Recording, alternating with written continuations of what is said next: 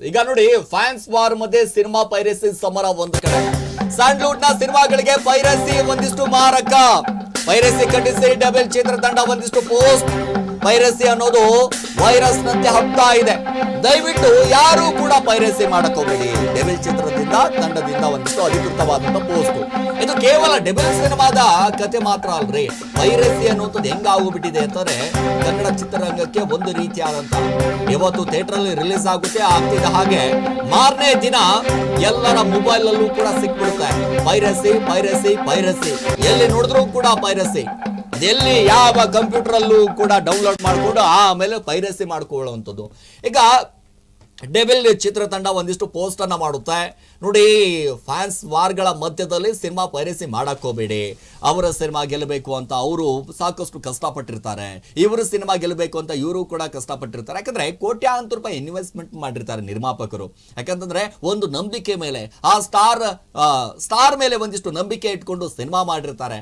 ಅದಾದ ನಂತರ cinema release ಆದೋ 1 ಗಂಟೆಗೋ 2 ಗಂಟೆಗೋ ಒಂದ್ ಕಡೆ ಪೈರಸಿ ಆದಂತ ಸಂದರ್ಭದಲ್ಲಿ ಇಡೀ ಚಿತ್ರತಂಡಕ್ಕೆ ಒಂದಿಷ್ಟು ಲಾಸ್ ಆಗುತ್ತೆ. ಕೇವಲ ಡೆವಿಲ್ ಸಿನಿಮಾಗೆ ಮಾತ್ರ ಅಲ್ಲ, ಈಗ ಬರ್ತಾ ಇರುವಂತ 45 ಸಿನಿಮಾಗಿರ್ಬೋದು, ಮಾರ್ಕ್ ಸಿನಿಮಾಗಿರ್ಬೋದು, ಪೈರಸಿ ಮಾಡಕ್ ಹೋಗ್ಬೇಡಿ. ಪೈರಸಿ ಯಾಕೆ ಮಾಡ್ತಾರೆ? ಕನ್ನಡ ಚಿತ್ರವನ್ನ, ಕನ್ನಡ ಸಿನಿಮಾವನ್ನ ಬೆಳೆಸಬೇಕು ಅಂತಂದ್ರೆ ಒಂದು ಕಡೆ ಚಿತ್ರಮಂದಿರಕ್ಕೆ ಹೋಗ್ಬಿಟ್ಟು ಸಿನಿಮಾವನ್ನ ನೋಡಬೇಕು. ಸಿರಾಜ್, ನೀವು ಒಂದು ಮಾತನ್ನ ಹೇಳ್ತಾ ಇದ್ದೀರಿ, ನಿರ್ಮಾಪಕರು ದುಡ್ಡು ಹಾಕಿರ್ತಾರೆ, ಸ್ಟಾರ್ ನಟರನ್ನ ನಂಬಿ ಅವರಿಗೆ ಲಾಸ್ ಆಗುತ್ತೆ, ಪೈರಸಿ ಮಾಡಬೇಡಿ ಅಂತ. ಪೈರಸಿ ಮಾಡೋರಿಗೆ ಪೈರಸಿ ಮಾಡಬೇಡಿ ಅಂತ ಹೇಳಿದ್ರೆ ಅವ್ರ ಮಾತು ಕೇಳ್ತಾರ? ಇಲ್ಲ. ಅದಕ್ಕಂತ ಕಾನೂನು ರೀತಿಯಾದಂತ ಕ್ರಮಗಳನ್ನು ಕೈ ತೆಗೆದುಕೊಳ್ಳಬೇಕು. ಯಾರು ತೆಗೆದುಕೊಳ್ಳಬೇಕು? ವಾಣಿಜ್ಯ ಮಂಡಳಿ ಅನ್ನೋದು ಏನಿದೆ, ಆ ವಾಣಿಜ್ಯ ಮಂಡಳಿ ಇದಕ್ಕೆ ಮುಂದಾಗಬೇಕು. ಚಲನಚಿತ್ರ ನಟರ ಅಸೋಸಿಯೇಷನ್ ಏನಿದೆ, ಆಕ್ಟರ್ ಅಸೋಸಿಯೇಷನ್ ಅವ್ರು ಮುಂದಾಗಬೇಕು. ಪ್ರೊಡ್ಯೂಸರ್ಸ್ ಅಸೋಸಿಯೇಷನ್, ಡೈರೆಕ್ಟರ್ ಅಸೋಸಿಯೇಷನ್, ಏನೇನು ಅಸೋಸಿಯೇಷನ್ ಮಾಡ್ಕೊಂಡಿದ್ರಲ್ಲ ಅವ್ರು ಮುಂದಾಗಬೇಕು. ಒಂದು ಬೆಸ್ಟ್ ಎಕ್ಸಾಂಪಲ್ ಕೊಡ್ತೀನಿ ಸಿರಾಜ್ ನಿಮಗೆ. ಇತ್ತೀಚೆಗಷ್ಟೇ ತೆಲುಗು ಸಿನಿಮಾ ಇಂಡಸ್ಟ್ರಿಯಲ್ಲಿ ಒಬ್ಬ ಪೈರಸಿ ಏನು ವೆಬ್ಸೈಟ್ ನಡೆಸ್ತಾ ಇದ್ದಂಥವನ ಬಂಧನ ಆಯಿತು. ಅವನ ಹೆಸರು ಐಬೊಮ್ಮ ರವಿ ಅಂತ. ಐಬೊಮ್ಮ ಅನ್ನುವಂತಹ ಒಂದು ವೆಬ್ಸೈಟ್ ಇದೆ. ಆ ವೆಬ್ಸೈಟನ್ನು ಅವನು ವಿದೇಶದಲ್ಲಿ ಕೂಡಿಸ್ಕೊಂಡು ನಡೆಸ್ತಿದ್ದ. Not only Telugu, Tamil cinema ಬರಲಿ, ತೆಲುಗು ಸಿನಿಮಾ ಬರಲಿ, ಏನು ಪ್ರಿಂಟ್ ಒಳ್ಳೆ ಮಾಸ್ಟರ್ ಪ್ರಿಂಟ್ ಥರ ಇರೋದು, ಅಂತಹ ಪೈರಸಿಯನ್ನು ಅವನು ನಡೆಸ್ತಾ ಇದ್ದ, ಐಬೊಮ್ಮ ರವಿ ಅಂತ ಹೇಳಿ. ಇಡೀ ತೆಲುಗು ಸಿನಿಮಾ ಇಂಡಸ್ಟ್ರಿನೇ ಪೊಲೀಸರ ಹತ್ರಕ್ಕೆ ಹೋಗಿ ಆಯ್ತಾ ಅವನನ್ನು ಬಂಧಿಸುವಲ್ಲಿ ಸಕ್ಸಸ್ಫುಲ್ ಆಯಿತು. ನೀವು ವೇದಿಕೆ ಮೇಲೆ ನಿಂತ್ಕೊಂಡ್ಬಿಟ್ಟು ಪೈರಸಿ ಮಾಡಬೇಡಿ, ಡೆವಿಲ್ ಸಿನಿಮಾ ಗೆಲ್ಸಿ ಪೈರಸಿ ಎಂಟರ್ಟೈನ್ಮೆಂಟ್ ಮಾಡಬೇಡಿ, ಮತ್ತೊಂದು ಸಿನಿಮಾನ ಗೆಲ್ಸಿ ಪೈರಸಿ ಬಂದರೆ ಫೋನಲ್ಲಿ ನೋಡಬೇಡಿ, ಮೊಬೈಲಲ್ಲಿ ನೋಡಬೇಡಿ ಅಂತಂದರೆ ಹೆಂಗ್ರಿ?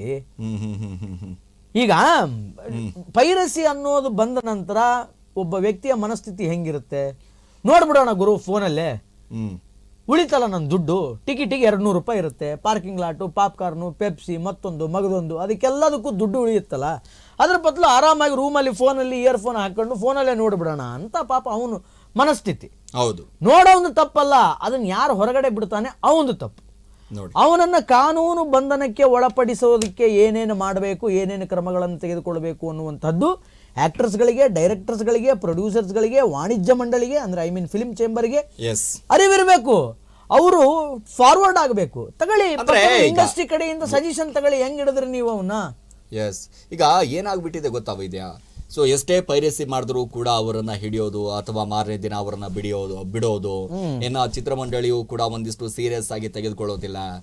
ಬರುತ್ತೆ ಬಿಡಿ, ಸಿನಿಮಾಗಳು ಬರುತ್ತೆ, ಅದಾದ ನಂತರ ಹೋಗುತ್ತೆ. ನಾವೇನು ಪೈರಸಿ ಮಾಡೋರನ್ನ ಹಿಡಿಯೋಕ್ಕಾಗುತ್ತಾ? ಎಷ್ಟಂತ ನಾವು ಕೂಡ ಕಠಿಣ ಕ್ರಮ ಕೈಗೊಳ್ಳೋಣ ಅನ್ನುವಂಥ ಲೆಕ್ಕಾಚಾರದಲ್ಲಿ. ಯಾಕಂದ್ರೆ ಈ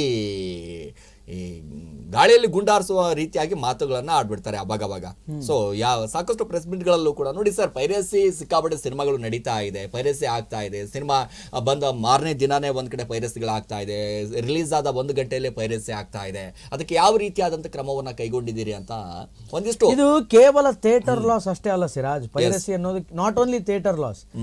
ಈ ಥಿಯೇಟರ್ ನಲ್ಲಿ ಸಿನಿಮಾ ರಿಲೀಸ್ ಆದ ತಕ್ಷಣವೇ ಪೈರಸಿ ಬಂದ ನಂತರ ಜನ ಥಿಯೇಟರ್ಗೆ ಹೋಗೋದು ಬಿಡ್ತಾರೆ. ಹೌದು, ಅದಕ್ಕೆ ಇವ್ರು ಏನ್ ಮಾಡ್ತಾರೆ, ಜನ ಥಿಯೇಟರ್ಗೆ ಹೋಗೋದು ಬಿಡ್ತಾ ಇದ್ದಾರೆ ಅಂತ ಗೊತ್ತಾದ ತಕ್ಷಣ ಏನ್ ಮಾಡ್ಬಿಡ್ತಾರೆ, OTT ಕೊಟ್ಬಿಡ್ತಾರೆ ಆ ಸಿನಿಮಾ. ಹೌದು, ಅಮೆಜಾನ್ ಪ್ರೈಮ್, ನೆಟ್ಫ್ಲಿಕ್ಸ್, ಮತ್ತೊಂದು ಕೊಟ್ಬಿಡ್ತಾರೆ OTT ಗೆ.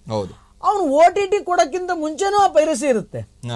ಜನ ಏನ್ ಮಾಡ್ತಾರೆ, ಸಬ್ಸ್ಕ್ರಿಪ್ಷನ್ ಅನ್ನು ತೆಗೆದುಕೊಂಡು OTT ಅಲ್ಲೂ ಆ ಸಿನಿಮಾ ನೋಡಲ್ಲ. ಮೋಸ್ಟ್ ಆಫ್ ದ ರೀಸನ್ ಏನಂದ್ರೆ ಸಿನಿಮಾ ಸೋಲೋದಕ್ಕೆ ಪೈರಸಿ. ಸೊ ನೀವು ಪೈರಸಿಯನ್ನು ಬ್ರೇಕ್ ಮಾಡಿ, ಪೈರಸಿಗೆ ಹೆದರ್ಕೊಂಡು ನೀವು ಥಿಯೇಟರ್ ಅಲ್ಲಿ ಸಿನಿಮಾ ರನ್ ಆಗ್ತಾ ಇಲ್ಲ ಅಂತ OTT ಕೊಟ್ರೆ ಅಲ್ಲೂ ವೇಸ್ಟ್, ಅಲ್ಲೂ ನೋಡಲ್ಲ ಜನ. ಇನ್ನೊಂದೇನ್ ಗೊತ್ತಾ, ಯಾರು ನೋಡ್ತಾರೆ? ನೀವು ಅಲ್ಲೂ 399 ರೂಪಾಯಿ ಪೇ ಮಾಡ್ಬೇಕು. ಈಗ ಒಂದು ಏನ್ ಗೊತ್ತಾ, ಕತೆ ಚೆನ್ನಾಗಿದ್ರೆ ಯಾರೇ ಆದ್ರೂ ಕೂಡ ಥಿಯೇಟರ್ ಹೋಗಿ ಸಿನಿಮಾ ನೋಡ್ತಾರೆ. ಎಕ್ಸಾಕ್ಟ್ಲಿ. ಕತೆ ಚೆನ್ನಾಗಿಲ್ಲ ಅಂತಂದ್ರೆ ಅಲ್ಲಿ ಪೈರಸಿ ಮಾಡಿದ್ರು ನೋಡೋದಿಲ್ಲ, ಇನ್ನೊಂದು ಕಡೆ OTT ಹೋದ್ರು ನೋಡಂಗಿಲ್ಲ. ಫೈನ್ ಸಿರಾಜ್, ಅದು ಒಪ್ಕೊಳ್ಳೋಣ. ಕತೆ, ಕಂಟೆಂಟ್, ಮೇಕಿಂಗ್, ಈಗ ಈ ವರ್ಷದಲ್ಲಿ ಎಷ್ಟು ಸಿನಿಮಾಗಳು ಬಂತು? 252 ಸಿನಿಮಾಗಳು ಬಂತು ಕನ್ನಡದಲ್ಲಿ. ಸಿನಿಮಾ ಗೆದ್ದಿದ್ದ ಸಿನಿಮಾ ಎಷ್ಟು? 2 ಸಿನಿಮಾ. ಸೊ ಅದಾದ ನಂತರ ಒಂದು ಕಡೆ ಗಮನಿಸ್ತಾ ಹೋದ್ರೆ ಯಾವುದೇ ಸ್ಟೋರಿ ಕತೆಗಳನ್ನ ಒಂದ್ ಕಡೆ ಹುಡುಕ್ತಾ ಹೋದ್ರೆ ಹೊಸೊಬ್ಬರ ಸಿನಿಮಾ ಥಿಯೇಟರ್ ಅಲ್ಲಿ ನಿಲ್ಲಲ್ಲ.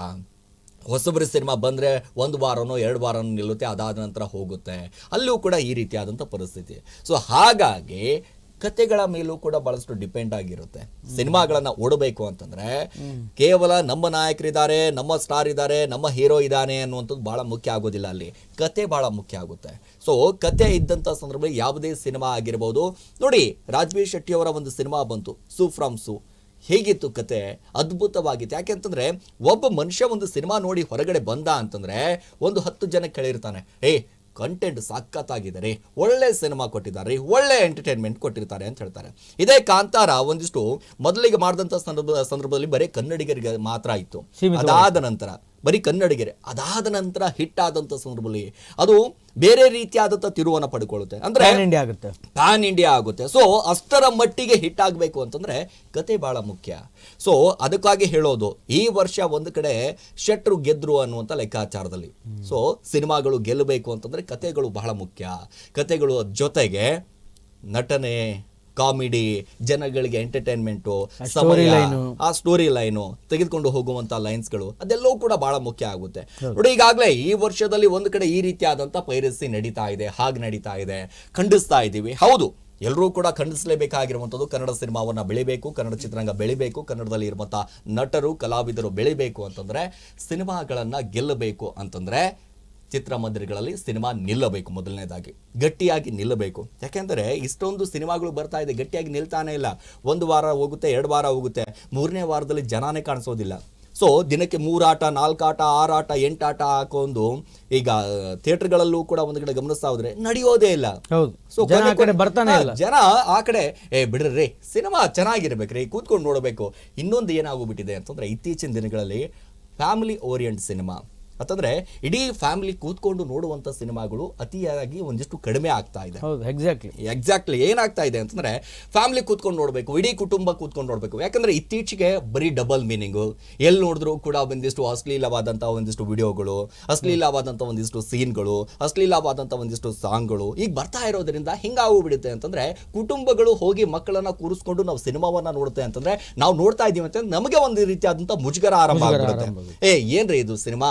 ಮಕ್ಕಳು ಏನಾಗ್ಬಿಡುತ್ತೆ, ತುಂಬಾ ಚೆನ್ನಾಗಿತ್ತು ಸಿನಿಮಾ. ಯಾಕಂದ್ರೆ ಈಗ ಚಿಕ್ಕ ಮಕ್ಕಳನ್ನ ಕರ್ಕೊಂಡು ಹೋದಾಗ, ಒಂದಿಷ್ಟು ಪ್ರೈಮರಿಲಿರುವಂತ ಮಕ್ಕಳನ್ನ ಕರ್ಕೊಂಡು ಹೋದಾಗ ಅವರು ಕೂಡ ಅದೇ ಆರಂಭ ಮಾಡ್ತಾರೆ. ಈ ಲವ್ ಸ್ಟೋರಿಯನ್ನ ತೆಗೆದುಕೊಂಡು ಹೋಗೋದಾಗಿರ್ಬೋದು, ಸ್ಕೂಲಲ್ಲಿ ಒಂದಿಷ್ಟು ಲವ್ ಸ್ಟೋರಿ ಆರಂಭ ಆಗುತ್ತೆ. ಈ ರೀತಿಯಾದಂತ ಕಥೆಗಳು. ಯಾಕಂದ್ರೆ ಆಗಿನ ಸಿನಿಮಾಗೂ ಈಗಿನ ಸಿನಿಮಾಗೂ ತುಂಬಾ ವ್ಯತ್ಯಾಸ ಇದೆ. ಹೌದು, ಬದಲಾವಣೆ ಜಗದ ನಿಯಮ ಅಂತ ನಾವು ಹೇಳ್ತೀವಿ, ಆದ್ರೆ ಬದಲಾಗಬೇಕು. ಆದ್ರೆ ಎಷ್ಟರ ಮಟ್ಟಿಗೆ ಬದಲಾಗಬೇಕು? ಸಮಾಜಕ್ಕೆ ಯಾವುದೇ ರೀತಿಯಾದಂತ ಒಂದು ಸಂದೇಶವನ್ನ ಕೊಡುವಂತ ಸಿನಿಮಾಗಳು ಬರ್ತಾ ಇದೆಯಾ? ಇತ್ತೀಚೆಗೆ ಯಾವ ರೀತಿಯಾದಂಥ ಸಿನಿಮಾ ಬರಬೇಕು, ಏನು ಕತೆ, ಯಾವ ಕಥೆಗಳನ್ನ ಆಧಾರದ ಮೇಲೆ ಸಿನಿಮಾಗಳನ್ನು ಮಾಡ್ತಾ ಇದ್ದಾರೋ ಇವೆಲ್ಲವೂ ಕೂಡ. ಯಾಕಂದ್ರೆ ಫ್ಯಾಮಿಲಿ ಓರಿಯೆಂಟ್ ಸಿನಿಮಾ ಬಂದಾಗ ಯಾವುದೇ ಸಿನಿಮಾ ಆಗಿರ್ಬೋದ್ರಿ, ಇಡೀ ಕುಟುಂಬ ಕೂತ್ಕೊಂಡು ಮಜವಾಗಿ ಕಾಮಿಡಿ ಆಗಿ ನೋಡ್ಕೊಂಡು ಹೋಗ್ತಾರೆ. ಪಾಪ್ಕಾರ್ನ್ ತಿನ್ಕೊಂಡು, ಪೆಪ್ಸಿ ಕೊಡ್ಕೊಂಡು ಎಲ್ಲವೂ ಕೂಡ ಮಾಡ್ತಾರೆ. ಈಗ ಹೇಳ್ತಾ ಇದ್ದಾರೆ ಪೈರಸಿ ಮಾಡಬೇಡಿ, ಪೈರಸಿ ಮಾಡಬೇಡಿ ಅಂತ. ಒಂದಿಷ್ಟು ಪೈರಸಿ ಮಾಡಬಾರ್ದು, ಆದರೆ ಆಗ್ತಾ ಇದೆ, ಏನು ಮಾಡೋಕ್ಕಾಗೋದಿಲ್ಲ. ಈಗಾಗಲೇ ಒಂದ್ ಕಡೆ ಗಮನಿಸ್ತಾ ಹೋದ್ರೆ ಇತಿಹಾಸದಲ್ಲೇ ಇಷ್ಟು ದೊಡ್ಡ ಪೈರಸಿ ಆಗಿಲ್ಲ ಅನ್ನುವಂತ ಒಂದಿಷ್ಟು ಮಾತುಗಳು. ನೋಡಿ, ಈವರೆಗೆ 10,500ಕ್ಕೂ ಹೆಚ್ಚು ಲಿಂಕ್ ಒಂದಿಷ್ಟು ಡಿಲೀಟ್ ಆಗಿದೆ. ಪೈರಸಿ ಲಿಂಕ್ ಗಳನ್ನ ಡಿಲೀಟ್ ಮಾಡುವ ಕೆಲಸ ಸಿನಿಮಾ ಥಿಯೇಟರ್ ನಲ್ಲೇ ನೋಡಿ ಎಂದು ಮನವಿಯನ್ನ ಮಾಡ್ತಾ ಇದ್ದಾರೆ. ಪೋಸ್ಟ್ ಮಾಡಿ ಡೆವಿಲ್ ಚಿತ್ರತಂಡ ಒಂದಿಷ್ಟು ಮನವಿಯನ್ನ ಮಾಡ್ತಾ ಇರುವಂತದ್ದು. ಇತಿಹಾಸದಲ್ಲೇ ಇಷ್ಟು ದೊಡ್ಡ ಪೈರಸಿ ಯಾವತ್ತೂ ಕೂಡ ಆಗಿರಲಿಲ್ಲ. ಇಲ್ಲಿಯವರೆಗೆ 10,500ಕ್ಕೂ ಹೆಚ್ಚು ಲಿಂಕ್ಗಳನ್ನ, ಅಂದ್ರೆ ಪೈರಸಿ ಓರಿಯೆಂಟೆಡ್ ಲಿಂಕ್ಗಳನ್ನ ಡಿಲೀಟ್ ಮಾಡಿಸಲಾಗಿದೆ. ಪೈರಸಿ ಲಿಂಕ್ಗಳನ್ನ ಡಿಲೀಟ್ ಮಾಡುವಂತಹ ಕೆಲಸವನ್ನ ಈಗ ಅಭಿಮಾನಿಗಳು ಮಾಡ್ತಾ ಇದ್ದಾರೆ. ಸಿನಿಮಾವನ್ನ ಥಿಯೇಟರ್ ನಲ್ಲಿ ನೋಡಿ ಅಂತ ಮನವಿ, ಅದರ ಜೊತೆಗೆ ಪೋಸ್ಟ್ ಅನ್ನ ಕ್ರಿಯೇಟ್ ಮಾಡಿ ಡೆವಿಲ್ ಚಿತ್ರವನ್ನ ಚಿತ್ರಮಂದಿರಗಳಲ್ಲಿ ನೋಡಿ ಅಂತ ದರ್ಶನ ಅಭಿಮಾನಿಗಳು ಮನವಿಯನ್ನ ಮಾಡಿಕೊಳ್ತಾ ಇದ್ದಾರೆ. ಚಿತ್ರತಂಡ ಡಿಸೆಂಬರ್ 11ನೇ ತಾರೀಕು ಡೆವಿಲ್ ಸಿನಿಮಾ ಗ್ರ್ಯಾಂಡ್ ರಿಲೀಸ್ ಅನ್ನ ಪಡೆದುಕೊಳ್ಳುತ್ತೆ. ಬಹಳ ಚಾಲೆಂಜಿಂಗ್ ಆಗಿತ್ತು ಈ ಸಿನಿಮಾ. ಚಾಲೆಂಜಿಂಗ್ ಸ್ಟಾರ್ ದರ್ಶನ್ ಅವರಿಗೆ ಅಭಿಮಾನಿಗಳೇ ಇವತ್ತು ಸಿನಿಮಾವನ್ನ ಹಬ್ಬದ ರೀತಿಯಲ್ಲಿ ಸಂಭ್ರಮಿಸಿ ಬಿಡುಗಡೆಯನ್ನ ಮಾಡಿದರು. ಈ ಸಿನಿಮಾವನ್ನ ಹೆಂಗಾದ್ರೂ ಮಾಡಿ ಗೆಲ್ಲಿಸಬೇಕು, ನಾವೆಲ್ಲ ಅಭಿಮಾನಿಗಳು ಥಿಯೇಟರ್ಗೆ ಬಂದು ಸಿನಿಮಾವನ್ನ ನೋಡ್ತೀವಿ ಅಂತ ಹೇಳಿ ಪಣ ತೊಟ್ಟಿದ್ರು. ಅದರಂತೆ ಅಭಿಮಾನಿಗಳೆಲ್ಲರೂ ಥಿಯೇಟರ್ಗೆ ಬಂದು ಸಿನಿಮಾ ನೋಡಿದ್ರು. ಆದ್ರೆ ಬೇರೆ ಪ್ರೇಕ್ಷಕರು ಬಂದ್ರ ಅನ್ನುವಂಥದ್ದೇ ಪ್ರಶ್ನೆ. ಈಗ ಅದಾದ್ಮೇಲೆ ಕೋಟ್ಯಾಂತರ ರೂಪಾಯಿ ಬಾಚಿತೆ ಸಿರಾಜ್ ಸಿನಿಮಾ, ಡೆವಿಲ್ ಸಿನಿಮಾ ಅನ್ನುವಂತಹ ಮಾತುಕತೆಗಳಿತ್ತು. ಆದ್ರೆ ಇವತ್ತಿನ ತನಕ ಡೆವಿಲ್ ಸಿನಿಮಾ ಹತ್ರ ಒಂದು 62 ಕ್ರೋರ್ಸ್ಗೆ ಬಂದು ನಿಂತಿದೆ. ದಿನದಿಂದ ದಿನಕ್ಕೆ ಅದರ ಕಮ್ಮಿ ಆಗ್ತಾ ಇದೆ ಕಲೆಕ್ಷನ್ಸ್. ಕಾರಣ ಒನ್ ಆಫ್ ದ ಪೈರಸಿ ಇರಬಹುದು, ಇಲ್ಲ ಅಂತಲ್ಲ.